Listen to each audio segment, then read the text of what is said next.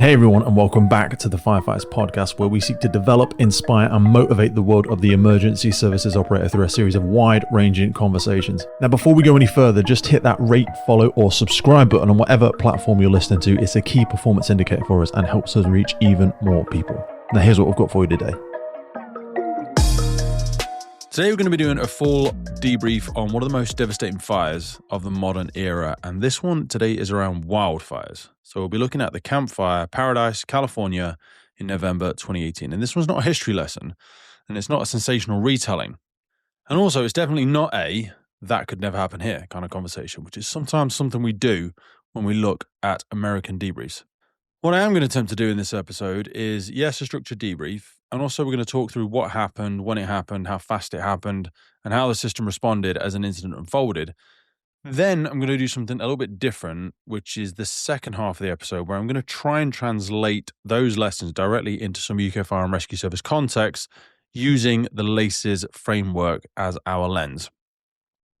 And that choice is deliberate because in the UK, when we talk about wildfire response, LACES is not optional theory. It sits at the heart of National Operational Guidance, produced and disseminated by the National Fire Chiefs Council. It's a nationally recognised standardised safety framework that fire and rescue services are expected to adopt at a wildfire incident, regardless of the size or location. So before we get started, a quick reminder, LACES is for lookouts, awareness, communication, escape routes, and safety zones. On paper, it looks simple, and that simplicity is its strength. National Fire Chiefs Guidance is explicit that LACES is designed to be as uncomplicated and easily applied as possible, so that it ensures critical risks are actively supervised and managed in a dynamic wildfire environment. It exists because globally, wildfire incidents have repeatedly killed firefighters when systems of work failed to adapt quickly to a change in fire behaviour. Guidance also makes a point that should stop anyone becoming complacent. All large wildfires begin as small fires, and it's extremely hazardous to assume that smaller incidents are less dangerous than larger ones. Really, that sentence alone explains why LACES should be implemented early, not when things are already going a little bit wrong. So this episode, LACES is not a bolt-on. It's the framework we're going to use to stress test what happened in Paradise, and then ask, what would that have looked like in the UK? Would it have been different in a UK setting? Because LACES is not just about firefighter safety. When you strip it back, it's a way of thinking about survivability in fast-moving, uncertain, fire-dominated environments. So, let's talk about the incident itself. Quick one, we're working in collaboration with the Blue Light Show, a national conference and exhibition built around one thing. Blue Light services do better together than apart.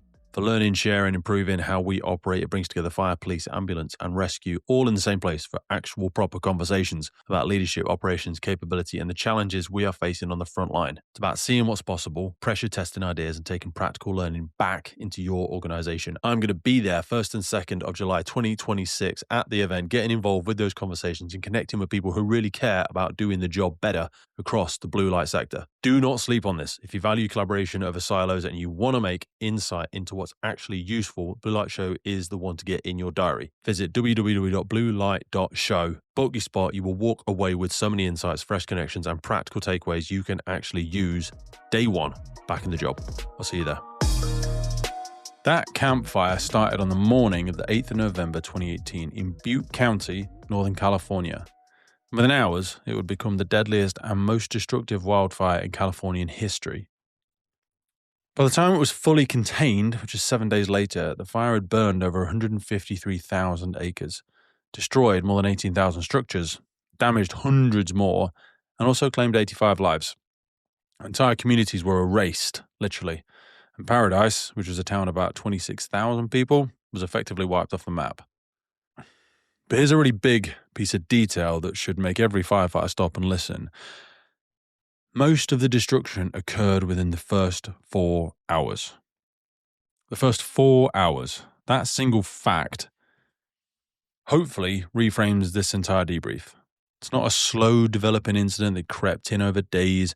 It was rapid onset, wind-driven, system-overwhelming event that moved faster than evacuation plans, faster than public warning systems, faster than command structures could stabilize, and faster than people could process the risk and correctly act on it. That's why this matters to the UK Fire and Rescue Service as well. Because this episode is not about importing California wildfire tactics into Britain at all. It's about understanding what happens when fire behaviour, weather, infrastructure, and human movement collide at speed, particularly in what we call a rural-urban interface, which is where vegetation capable of sustaining wildfire meets things like homes, roads, schools, care facilities, and ordinary people just trying to get out. We have already seen versions of this in the UK. We have seen vegetation fires cross into built environments. We've seen evacuations under pressure. We've seen road networks becoming choke points, and we've seen incidents pivot from firefighting to life-saving and movement management in minutes, not hours. So I'm hoping this episode will give you three things. Firstly, a clear chronological understanding of how Camp Fire unfolded, how this incident unfolded, particularly in the early stages, and why key decisions were made under extreme time pressure. Secondly, we'll have an honest look at how highly resourced, experienced wildfire systems still struggled when options disappeared faster than plans could adapt. And then finally, as I've said, practical, uncomfortable lessons that UK firefighters, crew managers, watch managers, incident commanders at any level can apply, hopefully on their own stations, on their own patches. Lessons about tempo, recognition points, evacuation, about communications failures, lots of stuff about escape routes, some stuff about safety zones, and about when the job fundamentally changes whether we are ready for the shift or not. So that second half of the episode, I'm going to take everything we've learned from Paradise, run it through the LACES framework, exactly as set out in the NOG. We're going to ask for each element what worked, what failed, and what would it look like if the same pressure showed up in the UK wildfire or rural-urban interface incident. LACES, remember, it's not just a safety checklist. It's a way of keeping people alive when the incident starts moving faster. And this debrief is not about blame. No debriefs are ever about blame. It's not about hindsight heroics. It's about understanding how disasters actually unfold. So when we recognize the early signals, next time, we can protect our options before they disappear. So that's the goal. That's where we're going. But let's start at the beginning. Okay, to understand the campfire properly, we have to slow it right down because the incident moves so fast. Honestly, hindsight can really trick us into thinking decisions were obvious. They were not. They were made under extremely uncertain conditions, deteriorating elements and also just collapsing options. Fire did not go slowly. It detonated into a lot of complexity, basically. I'm going to be referencing a debrief document, which will be made available for free on our Patreon site as well, so you can go there and find out a bit more about this if you want to. So let's look at the pre-incident context. So 2 days before ignition, Northern California was already under severe fire weather conditions. On the 6th of November, Pacific Gas and Electric notified customers of a potential power shutoff due to high wildfire risk from forecast winds and low humidity. On the 7th of November, the National Weather Service issued a red flag warning for Butte County for the 7th and 8th of November. This means winds, low humidity, and critically dry fuels, which were all in play. This bit does matter because the campfire itself was not like a surprise ignition into benign conditions. The environment was primed. The system was already under strain before the first flame hit, and power was not shut off. At approximately 6:33 on the 8th of November 2018, emergency services received reports of a fire near Poe Dam in Butte County. When first responders arrived, fire had already grown to around 10 acres. An acre, in case you weren't sure, is about 4,000 square meters.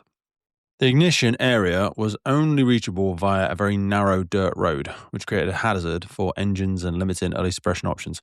At the same time, strong winds made aerial suppression unsafe and ineffective in the early phases. Suppression resources could not be placed quickly or safely, and the fire had already had a wind assistance. So from the outset, the incident had momentum.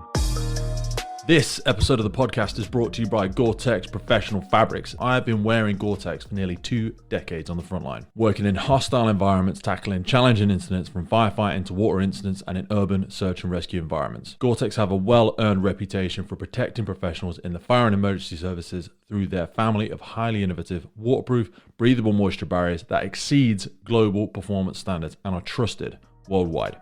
Gore-Tex, going further together. The 713 Pulga became the first community to receive an evacuation order.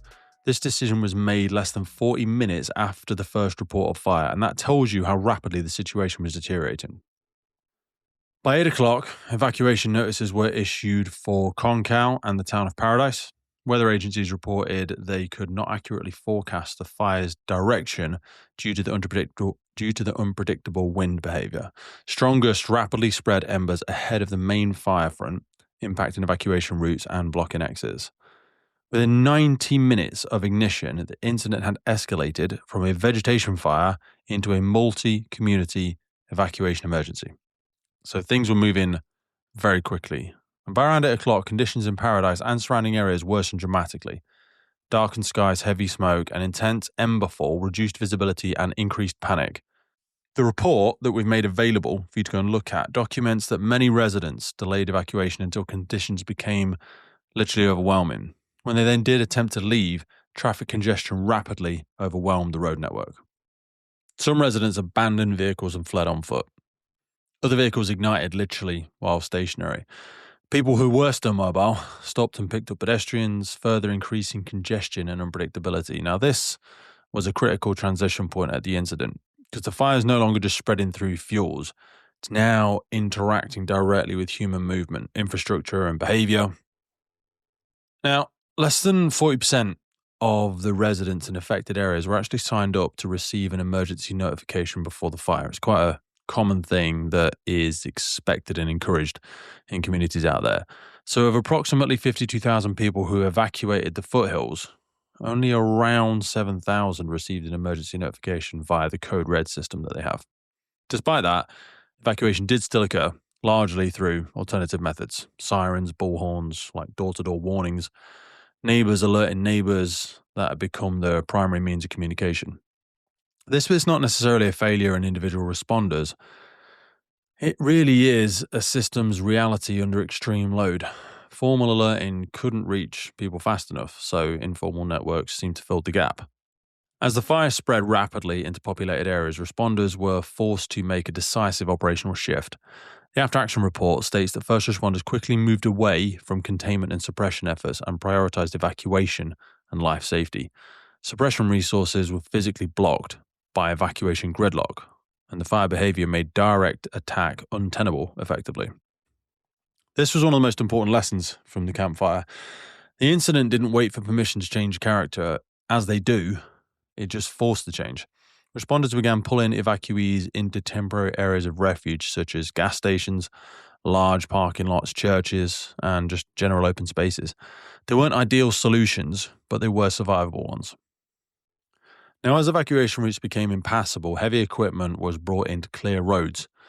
Bulldozers, which is crazy, were literally used to push aside abandoned vehicles, fallen trees, power lines, and debris because they needed to reopen the routes for the still escaping residents. This is where we can get asked to do lots of other jobs. So in international search and rescue, you will be asked to do a whole raft of things that you wouldn't necessarily expect. So in this incident, firefighters were not just fighting fires anymore or even rescuing people. They were physically rebuilding the road network in real time so evacuation could continue. Now, on the same day, the 8th of November, Butte County issued a local emergency proclamation requesting state assistance. So a fire management assistance grant was approved by FEMA that day. A state of emergency was declared, followed by federal emergency and disaster declarations in the days that followed. That rapid escalation reflects the scale of the incident, but it now shows how quickly local systems can be overwhelmed. The after-action report documents significant communication challenges. So power lines, phone lines, and cell towers were damaged or destroyed. County's emergency notification system failed and had to be transferred to another jurisdiction to continue functioning. And only one trained member of staff was actually available to manage the mass notifications during the first response phase. Radio coordination between agencies was really inconsistent, limiting the flow of information from the field to actual commanders. And again, it's not a single failure. It's kind of a cascading friction. Each individual issue was manageable in isolation, but together they really, really reduced situational awareness for everybody involved at exactly the moment that it was most needed.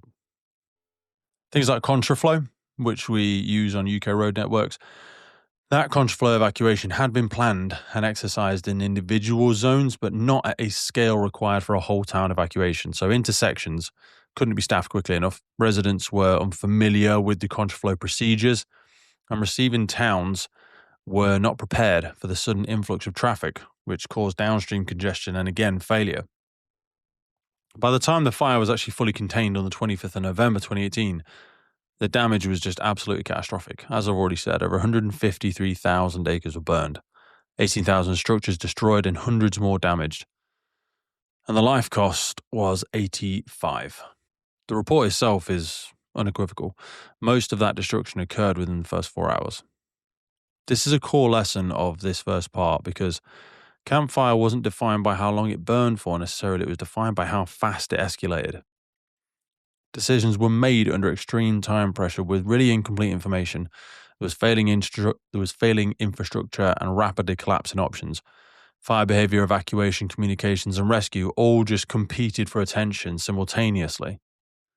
And that is the environment we now need to translate into a UK context. Because once the incident reaches that kind of tempo, doctrine, plans, and checklists only really matter if they help you think faster than the incident is moving. And that is where we're going to bring in the LACES framework. So let's recap for a second. What you just heard is not really a story at all about, it's not bad people, it's not bad intentions. It's a story about tempo, really. Campfire didn't become catastrophic because nobody cared. It became catastrophic because the fire moved faster than the system's plans and human behavior could adapt. In the first 4 hours, as I've already reflected on, roads failed, congestion degraded, evacuation routes collapsed, suppression became secondary to survival, and responders were forced to make decisions that weren't really about winning ground or fighting the fire itself, but about preserving life in really, really shrinking windows of time. This is the point where most of the debriefs will stop. We've covered the main points. We catalogue what went wrong, might talk about some recommendations that came out from it, and then we just kind of nod solemnly and at the complexity of it all. Doesn't really help you at 3 p.m. on a hot windy day when a fire that looked manageable 30 minutes ago has just jumped a road and is now pushing towards houses. So instead of asking what did they do, what I want to try and encourage people to think about as we move forward is asking these better questions. How would we think clearly when incidents like this are moving really, really fast? And the UK Fire and Rescue Service, our national answer to that question when it comes to wildfires is LACES for the operational context. So let's have a look at the campfire exactly as it unfolded and hopefully run through it with a little bit of the LACES framework. It's going to be a clunky one because we're going to try and overlay it onto some quite widespread information, but thought it'd be cool to throw it in here. It is beyond a privilege to be able to bring the Firefighters podcast to you, and we are so grateful for every single person that supports, listens, shares, and follows our journey. But here's the honest truth. It takes a colossal amount of time and work to keep the podcast going. And to help us keep doing it, create more, reach more guests internationally, and make the podcast sustainable, we're asking for you to help. And to do this, we've set up a Patreon page. Now, if you've ever wanted to meet a member of the podcast, buy us a beer, buy us a coffee, and you think anything you've ever listened to on the podcast has been worth £3, that's basically what we're asking you for. By joining our Patreon community, you will get access to every single full episode archive we have ever made. Now, hundreds and hundreds of key documents that we've got in there on fire behaviour, firefighter health, cancer risks, instant debriefs, and so much more. So if you feel like you want to join the Patreon crew and help us make this possible, head to patreon.com/TFFPC or check the link in any episode podcast notes. So, LACES. Let's go into lookouts. So who's watching and what are they watching for? Now, in the UK wildfire guidance, lookouts are not simply observers of flame necessarily on the front position. They exist to provide early warning of change. So the campfire shows why this matters. Fire spread wasn't particularly linear. Embers were being carried ahead of the main fire, igniting spot fires inside communities. Fire appeared simultaneously in multiple locations. Roads that were visible moments early before quickly became untenable without really any warning. In that environment, traditional assumptions about where the fire is going kind of become meaningless. From our UK perspective, the campfire forces us to broaden what lookouts should be doing and what lookouts need to monitor. So not just fire behaviour, but routes of survivability, not just wind direction, but public movement, not just flame length, but where the system is starting to fail. A lookout can tell you that the fire has crossed a hedgeway, for example. Very useful piece of information. And a lookout who can tell you that the only road out of the village is now gridlocked or smoke logged and becoming a burnover is actually invaluable.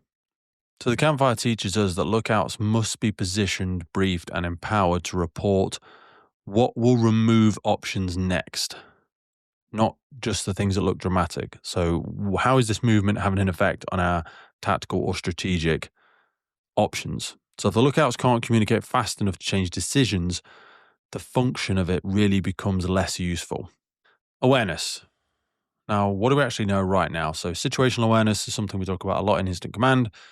And situational awareness during the campfire collapsed not necessarily because people were careless at all, but because the incident attacked awareness itself, really. Obvious things like smoke, reducing visibility, fire behaviour was very unpredictable. And then the element of communications degrading was massive. That just limits all the information that we can get in. We already spoke about the traffic behaviour becoming chaotic. And also, responders themselves were physically blocked from seeing what was happening ahead of them.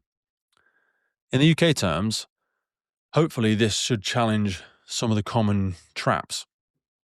We often treat awareness as like a personal skill, where in reality it should be thought of, I think, as like a systems output. The campfire shows that awareness has got to include the condition of the road network in real time, the behaviour of the public under stress, the ability of crews to move and redeploy, the status of communication infrastructure, and the pace at which conditions are changing. At Paradise, awareness lagged behind reality because reality was changing faster than information could be gathered and shared. For UK commanders, the lesson should be hopefully simple and maybe a bit uncomfortable, but if your situational picture is 15, 20 minutes old in a fast-moving wildfire, it may already be dangerously wrong. So you've got to have that communication free-flowing. And I think to keep your finger on the pulse of awareness to the best of your ability, it's not about confidence necessarily, it's about humility and constant revalidation. So is what I believe to be the case still the case, or has it changed? Communications. We've already talked about this. How are we talking and what happens when that communication breaks? Campfire exposed how fragile communications can become under these extreme loads. Formal public warning systems reached only a fraction of those at risk. Power and telecoms infrastructures failed. Radio coordination struggled across agencies. Critical functions depended on a very, very small number of trained individuals. And yet, evacuation did still happen.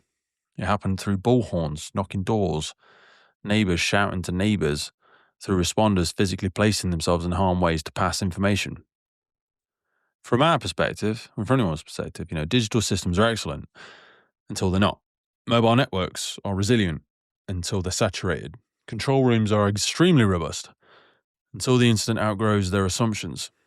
LACES demands that communications are simple, redundant, and understood. Campfire shows that when formal systems fail, informal ones will emerge. The question is whether we have planned for that. Have we trained for it and accepted it as legitimate, or whether we pretend everything will work as designed, which is rarely ever the case when things become at their absolute worst. So if your communication plan only works when everything else is working, it's not really a plan. It's more of an assumption. Then we get on to the escape routes. So how do we get out? And how quickly can that change? Escape routes were the single most critical failure point in the campfire. Now, we usually think of the LACES principle and escape routes in terms of how quickly can our firefighters get out of there. But when it gets to a really large scale, you need to start thinking about roads that could become impassable, traffic that's gridlocked, vehicles that become abandoned. Fire crosses these routes faster than people could clear them. Now, responders ended up using heavy machinery to physically rebuild evacuation routes in real time. And for us, because we have a lot of towns and villages, and even our infrastructure is just not as big as is America for sure, we've got a lot of single access roads. We've got a lot of narrow carriageways with parked vehicles. We have weight restriction bridges, as an example. We've got level crossings. We've got tourist traffic peaks and school run congestion and stuff like that. Escape routes in a wildfire are not static features on a map. They're kind of living conditions that really need to be actively monitored ongoing. Campfire teaches that once escape routes start to fail, the incident has crossed a threshold. At that point, firefighting becomes sometimes perhaps secondary to keeping routes viable or finding alternatives. If escape routes disappear without warning, everything else follows. And finally, safety zones. So where do we go when escape is no longer possible? In Paradise, when evacuation failed, responders improvised safety zones. They ended up using car parks, open spaces, commercial forecourts, town gathering points. These aren't really ideal, although they were survivable.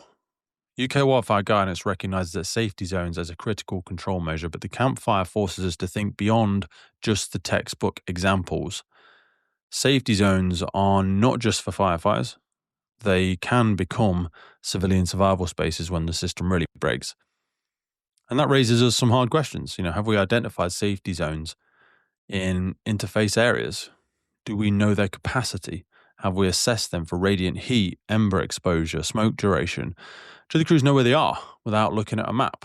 Have we got that risk information early to hand with recognised safety zones in the event of a wildfire? I'm sure some places will have, but it's just a good bit of food for thought.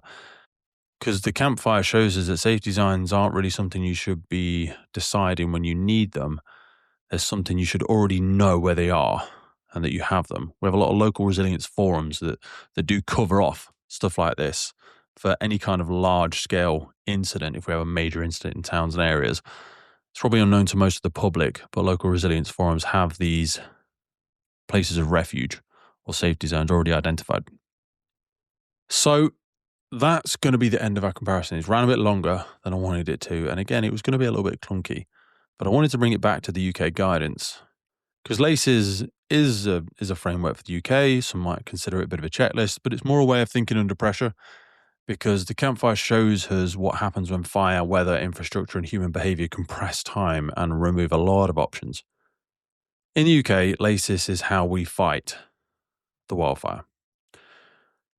And it doesn't really do it by slowing down the fire, but it recognises the shift earlier is the hope, protecting options longer and making decisions that preserve life when perfection is no longer available.